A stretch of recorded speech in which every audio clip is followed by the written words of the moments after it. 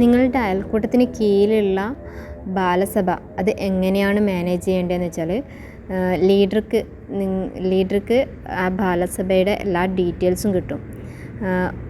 ഓരോ അംഗത്തിനും അവരുടെ കീഴിലുള്ള കുട്ടികളുടെ ഡീറ്റെയിൽസ് മാത്രമേ അവരുടെ അക്കൗണ്ടിൽ കാണുകയും എന്നാൽ മുഴുവൻ അയൽക്കൂട്ടത്തിലെയും ബാലസഭയുടെ കുട്ടികളുടെ ഡീറ്റെയിൽസ് മൊത്തം കാണാൻ കഴിയാൻ ലീഡർക്കാണ്. ലീഡർ അക്കൗണ്ടിൽ മുകളിൽ കാണുന്ന 3 വരയിൽ പോയി കഴിഞ്ഞാൽ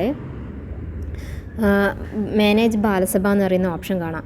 ആ ഓപ്ഷനാണ് സെലക്ട് ചെയ്യേണ്ടത്. ആ ഓപ്ഷൻ സെലക്ട് ചെയ്ത് കഴിഞ്ഞാൽ ലീഡർ അക്കൗണ്ടിൽ നിന്ന് നേരെ ബാലസഭയുടെ അക്കൗണ്ടായിട്ട് മാറും. അത് ബാലസഭയുടെ ലീഡർ അക്കൗണ്ടായിട്ടാണ് അത് മാറാൻ, മെയിൻ അക്കൗണ്ടായിട്ടാണ് അത് മാറാൻ.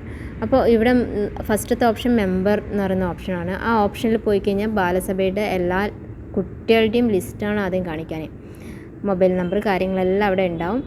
ഓരോ കുട്ടികളുടെയും ഡീറ്റെയിൽസ് ഉണ്ടാവും.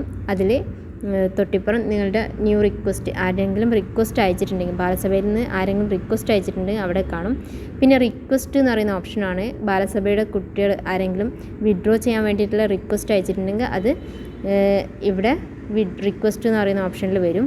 പിന്നെ അതുപോലെ ഡെപ്പോസിറ്റ് എന്ന് പറയുന്ന ഓപ്ഷനാണ്. ആ ഡെപ്പോസിറ്റ് എന്ന് പറയുന്ന ഓപ്ഷനിൽ ഓരോ മെമ്പേഴ്സിൻ്റെയും ഡെപ്പോസിറ്റ് ഉണ്ടാവും. പിന്നെ ഇവരുടെ ആഴ്ചകളുടെ അല്ലെങ്കിൽ മാസത്തിൽ നിങ്ങളെടുക്കുന്ന ക്യാഷ് കളക്ഷൻ ചെയ്യേണ്ടത് ഇവിടെയാണ്.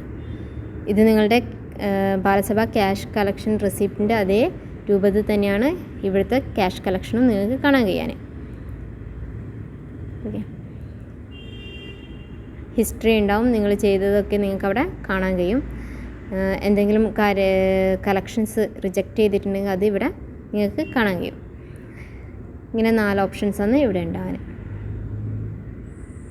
ഇനി മാനേജ് ബാലസഭയിൽ നിന്ന് നിങ്ങൾക്ക് തിരിച്ച് നിങ്ങളുടെ ലീഡർ അക്കൗണ്ടിലേക്ക് പോകണമെങ്കിൽ സ്വിച്ച് ടു ലീഡർ എന്ന് പറയുന്ന അക്കൗണ്ട് സെലക്ട് ചെയ്താൽ ഓപ്ഷൻ സെലക്ട് ചെയ്ത് കഴിഞ്ഞാൽ നിങ്ങൾക്ക് എന്ത് ചെയ്യാം, തിരിച്ച് നിങ്ങളുടെ